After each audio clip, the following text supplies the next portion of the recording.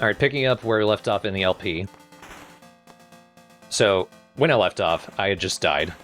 When that happens, time gets set back a little bit, I think, to the start of the wave that you're currently on, which can be slightly annoying. It's part of what kept me from really completing anything, because it felt like I've never finished a round.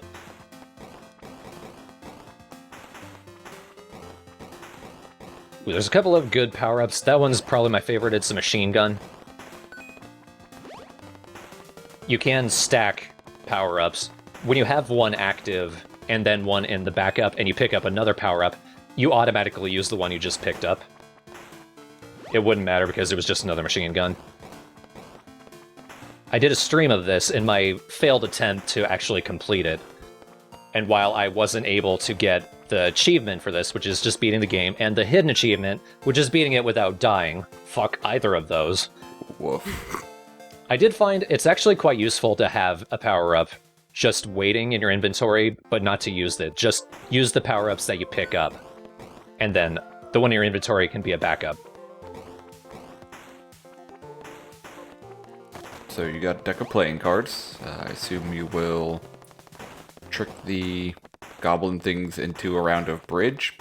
Nope, that teleports you to a different side of the map, and then all the enemies are confused and stay static briefly. So you can sort of pot-shot them.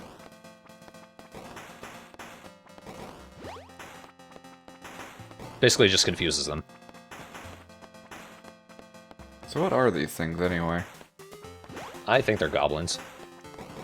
I mean, you kind of look like La Mesa from La Mulana. I'm not entirely sure what that hermit crab thing is. It looked like one of the cheruboms from Bomberman Jetters.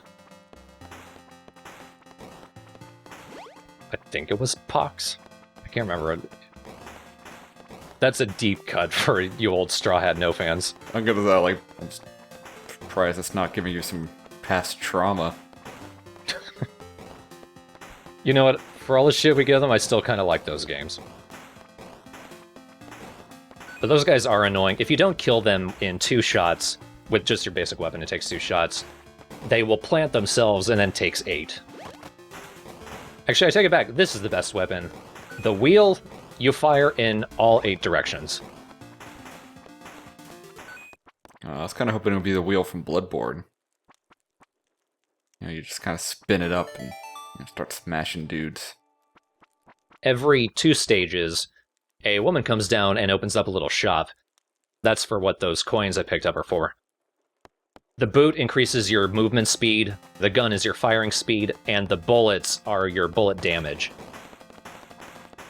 I found my biggest problem is firing speed, so that's what I lean towards later on. When I was trying to play this, here I just bought the boots, because I didn't have that much money.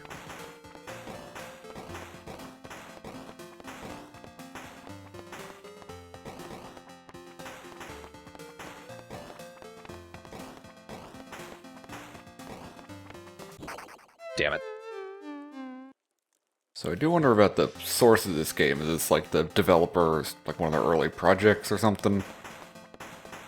I don't know. I'm not sure. It kind of seems like it might be. Shit. It's actually probably best for you to stay roughly in the middle, and then just fire at enemies as they get closer. Yeah, getting close to any of the entrances is just a recipe for getting surprised. Backstabbed.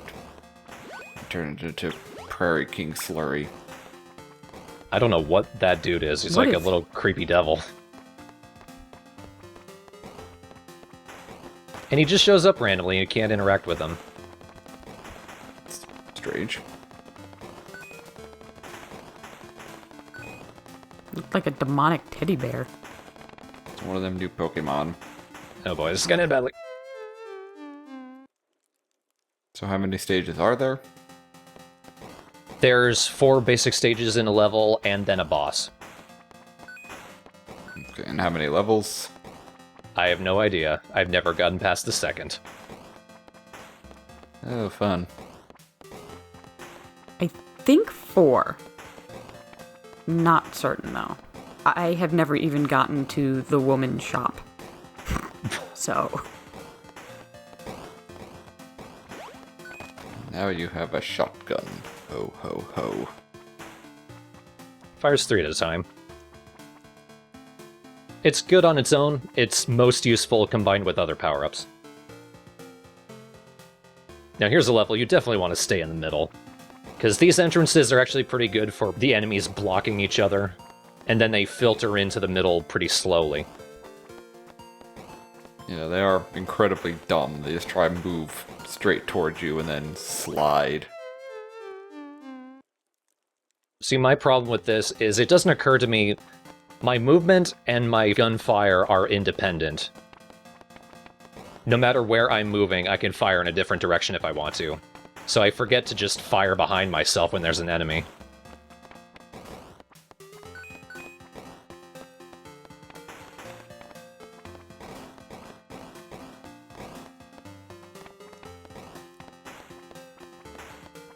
I like how you're kind of dragging those ones along the top back and forth. As long as they're not coming near me, it works for me. Yeah, 'cause you tend to sometimes you're shooting at enemies and then running towards them before they're actually dead. Yeah, I don't know what's going through my mind here. Oh, that is a good power-up. I hope I can get it. I think it's like a sheriff's badge. It's like a combination of the machine gun and the shotgun. But like in one. Oh, wow. That is... It's very useful. And then I can combine that with the wheel if I wanted. Maybe you're supposed to collect those things?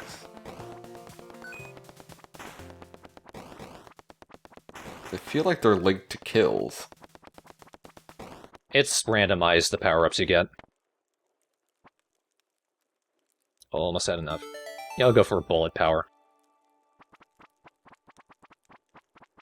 Killing better is never a bad idea. And here's the boss. Yep, that's the idea, dude.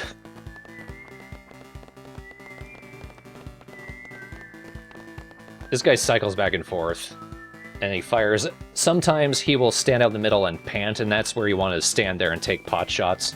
But if you're lucky, you strafe around right, you can't attack him as he's firing at you.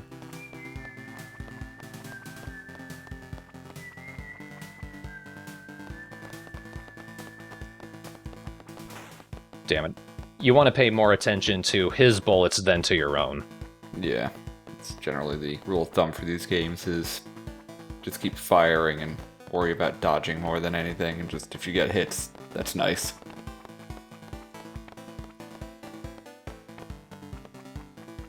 Nice, got a good couple shots in there. Your bullets are also slow as hell. Yeah. Hits are curving a little bit, just making it rough. Yeah, he's firing at angles. How come he gets a 3-wide fence and you only get a 1-wide fence? I blame capitalism. Well, I mean, I'm not even using my fence.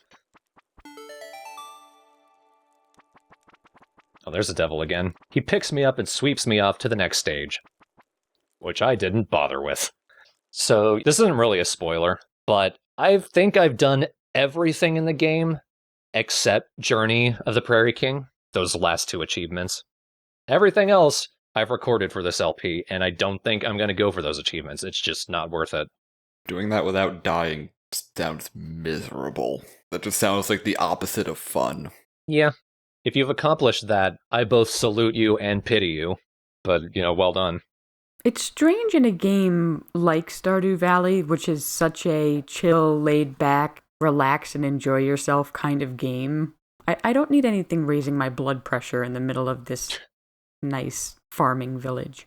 See, I feel like you're right. I feel like it is an earlier project of the developer. Because there is a second arcade game. Maybe he wanted something that felt like an actual arcade game, not just a cheap mini game. Even though it is kind of cheap, but it is difficult in the way that if this game was costing me money, it would feel like a quarter muncher. I mean, that'd be fun if you actually had to put in 5 gold every time you wanted to play. Oh, jeez. It's nice of the barkeep to set it to free play. Though maybe the idea is you just play that enough and you just get so enraged that you need to have some beer to calm you down.